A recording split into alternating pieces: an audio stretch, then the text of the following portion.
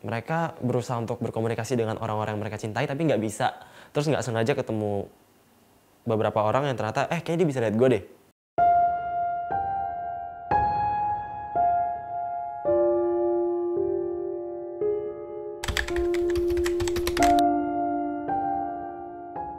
Kelas 2 SMA, sadarnya terlambat.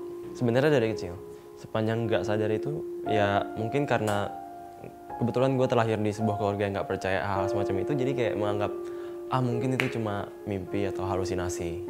Tadinya kayak gitu sih.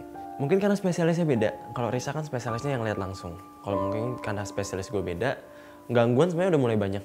Kayak dari yang aneh banget, kayak barang jatuh, terlempar, segala macem. Terus aroma yang nggak enak, itu sebenarnya udah banyak. Cuma masih menolak mungkin ya. Kayak masih nggak percaya dan nggak tahu harus cerita ke siapa. Jadi kayak yaudah anggap aja kayak nggak ada. Bener-bener percaya dan sadar ya kelas 2 SMA.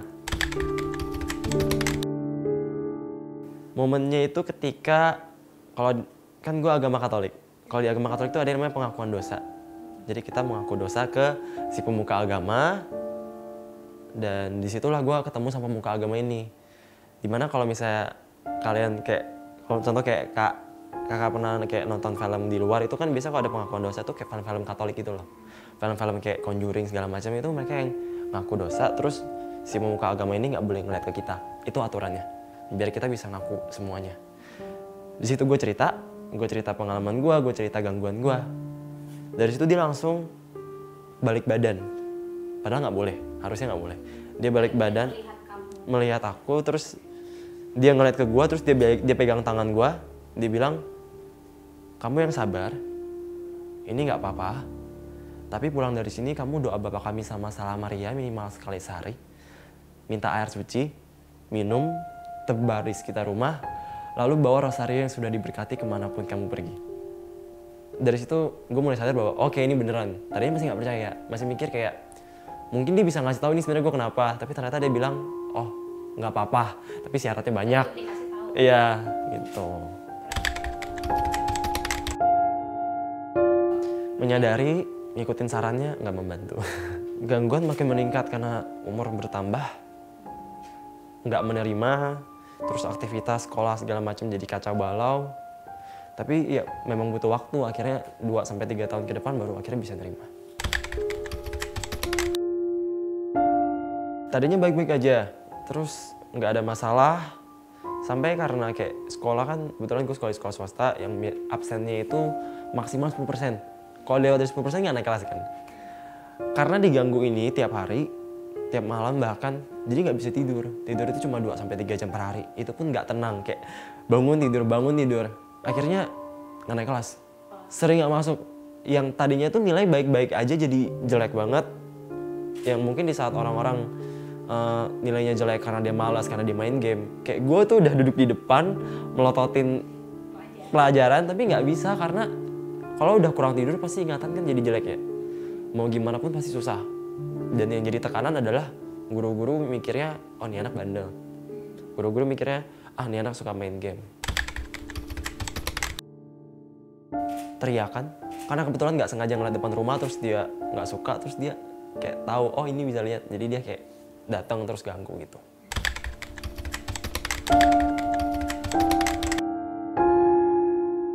Nggak belajar, nggak sekolah, nggak dari buku, karena gue nggak suka hal semacam itu.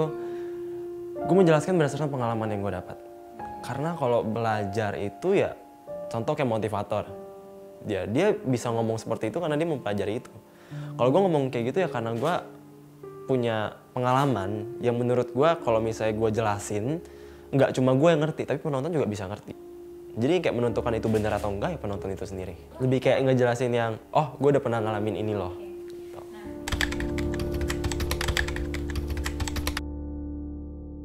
Saat kuliah semester 2. Kuliah semester 2 baru benar-benar, mungkin pas awal-awal kuliah udah mulai terbiasa, tapi belum bisa ngontrol. Mulai benar-benar bisa ngontrol itu pas kuliah semester 2. Karena kan kalau waktu sekolah kan waktu terbatas ya buat beradaptasi. Sehingga ya jadi pas kuliah gue nyari kampus yang jam kuliahnya singkat hanya untuk supaya bisa tidur siang. Jadi gue sengaja nyari, oh kampus mana nih yang kuliahnya singkat nih. Jadi kalau misalnya gue habis kuliah gue langsung pulang, langsung tidur. Karena kan nggak bisa tidur. Kalau misalnya kuliah di beberapa kampus kita nggak bisa ngatur jamnya kan. Jadi gue nyari gimana caranya. Oke, gue harus ngatur jam gue, terus gue harus beradaptasi di waktu yang singkat itu. Prosesnya, sebenarnya proses yang paling sulit itu buat nerima ya punya teman yang bisa nerima itu yang paling susah. Karena kalau nggak diluapin tuh biasa jadi tekanan terus masalah jadi berdatangan. Tapi karena kebetulan gue dapet teman yang mungkin Tuhan mengizinkan gue, gue bisa curhat ke dia nih, terus dia nggak anggap gue gila. Di situ tekanannya berkurang, gue mulai berusaha untuk gue nggak boleh takut. Mungkin mereka hanya ingin berbicara dan lain-lain. Dari situ gue mulai terbuka. Meskipun sampai sekarang sebenarnya masih takut sih. Wajar ya. Masih ada rasa takut, tapi jauh lebih baik saat ini dibanding kemarin-kemarin. Kalau lagi tidur tiba-tiba ditampakin yang jelek banget atau buruk banget kan pasti kaget juga gitu loh. Dan kalau misalnya mereka muncul baik-baik sih nggak masalah. Tapi ada yang tiba-tiba kayak datang-datang teriak-teriak, datang-datang kayak megang-megang itu tuh masih ada.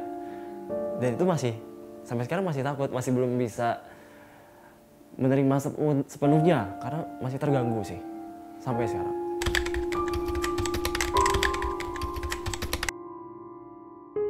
Oh enggak, sama sekali enggak. Justru malah mereka merasa dianggap, mereka merasa kayak dia sadar keberadaan gue terus dia nyeritain cerita gue. Mereka nggak marah. Itu sama halnya kayak Danur.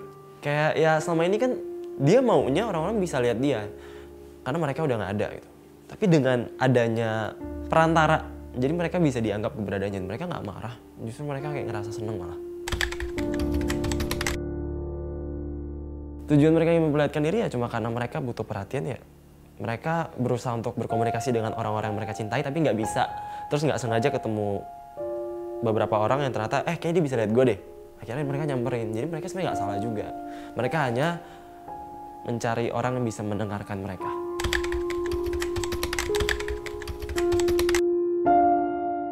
Masih banyak yang belum bisa menerima. Masih banyak, tapi gue pikir kayak ya itu balik ke pribadi mereka masing-masing. Gue boleh mempercayai ini, tapi gue tidak bisa memaksakan mereka untuk mempercayai apa yang gue percayai. Karena gue hanya bercerita tentang pengalaman gue. Gue nggak mau mereka mau anggap gue bohong nggak apa-apa. Tapi gue lebih memilih untuk dianggap bohong sama mereka dibanding gue bohong sama diri gue sendiri.